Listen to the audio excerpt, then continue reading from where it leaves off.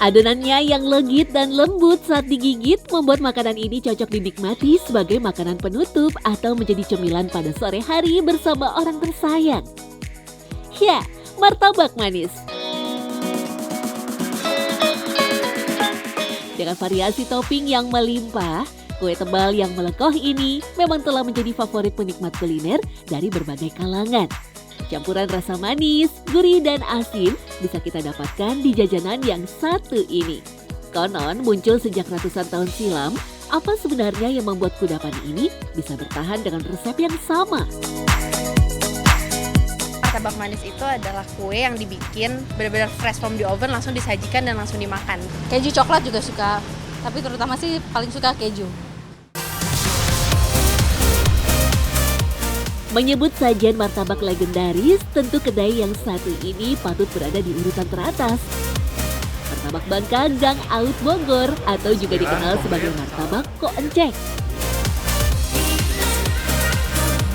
Memulai berjualan sejak tahun 70-an, warung yang kini dikelola Oril, anak dari Ko Encek ini, masih mempertahankan resep asli yang didapatkan secara turun-temurun. Mulai dari dulu tuh, dari 72 tuh kisaran harga 250 per loyang. Dan pada saat itu kan yang namanya rasa masih terbatas. Ya paling yang ada cuman kacang, dulu tuh wijen, kan keju pada saat itu mungkin masih jadi barang yang mahal kali ya. Ya paling singkatnya sih seperti itu, kalau dimulainya dari tahun 72 gitu. Untuk adonan martabak hanya digunakan bahan sederhana dari tepung terigu, telur, garam, dan gula, serta sedikit pengembang adonan. Resep ini nyaris tak pernah berubah dan selalu dibuat baru setiap harinya. Jika terdapat sisa adonan ketika warung tutup, adonan itu akan dibuang karena sudah tak bisa dipakai lagi. Kalau mau ngomong martabak manis, kalau ngomong enak nih kuncinya satu. Beli yang polos adonannya aja, berarti kan dia cuma adonan ya. Adonan manis. Berarti kan kalau adonan udah enak, mau dicampurin apa aja pasti enak. Kuncinya martabak di situ. Tak hanya sekedar resep yang sama, loyang dari martabak Bangka Ko Encek juga telah menemani mereka sejak pertama kali berjualan 50 tahun silam. Terbuat dari bahan baja yang tebal, loyang ini akan menciptakan panas stabil dan merata sehingga didapatkan konsistensi kematangan dari martabak. Selain itu, alih-alih memakai kompor gas, martabak Ko Encek masih memakai cara tradisional, yakni memakai arang kayu. Arang juga menciptakan panas yang cukup stabil meski pada suhu yang tinggi. Biasanya Oril hanya memakai arang kayu rambutan karena memiliki daya tahan yang cukup lama. Seiring mulai berkurangnya arang rambutan, martabak Ko Encek akhirnya memakai arang dari kayu keras lain seperti arang pohon asem.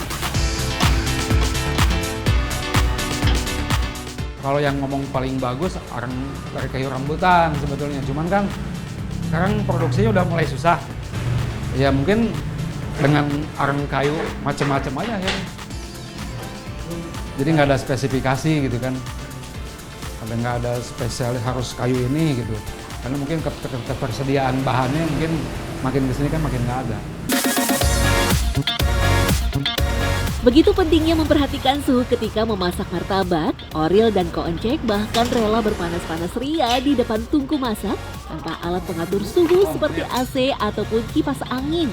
Menurut Oril, angin dari pendingin tersebut beresiko untuk mengganggu distribusi panas dari arang yang sedang menyala.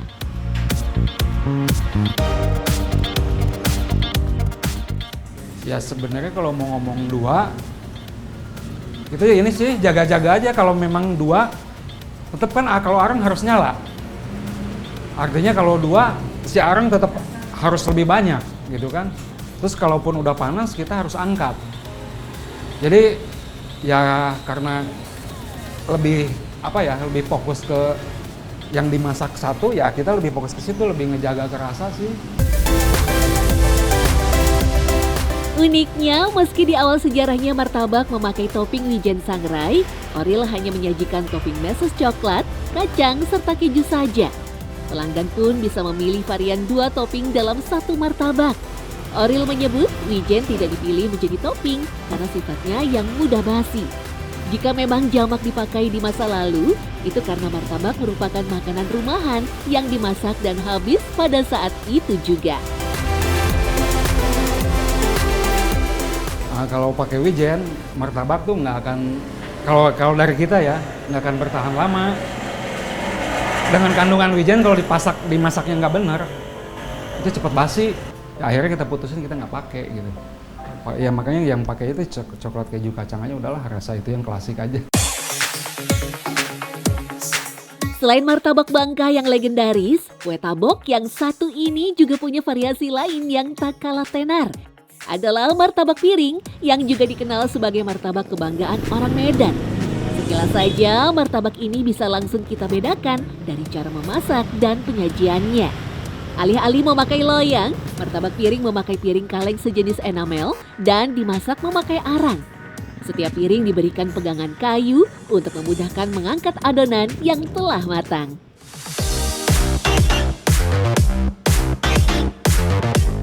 Meski memakai adonan yang mirip dengan martabak lain, Abi menyebut ada satu bumbu rahasia yang memang tidak bisa disebutkan. Bentuknya mirip serbuk yang diyakini bisa membuat rasa martabak piring menjadi lezat paripurna. Adonan berupa gula, putih telur, tepung dan ragi diaduk sampai konsistensi yang diinginkan. Jika dilihat, martabak piring ini memang lebih mirip kue leker khas Semarang. Tekstur crunchy di bagian luar berbanding terbalik dengan rasa lembut yang sangat terasa ketika digigit. Terus ada coklat, ada kacang, yang paling spesial itu polos. Paling spesial itu polos. Karena yang tadi saya diajarin ya, kalau misalkan memang yang polos enak ya, kesemuanya pasti enak. Topping kan memang udah ada rasanya kayak gitu.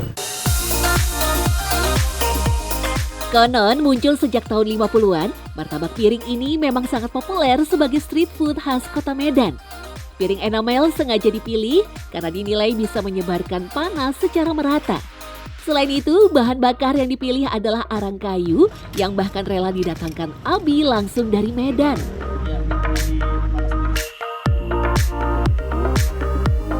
Kalau yang lebih bagus itu arang tembakau.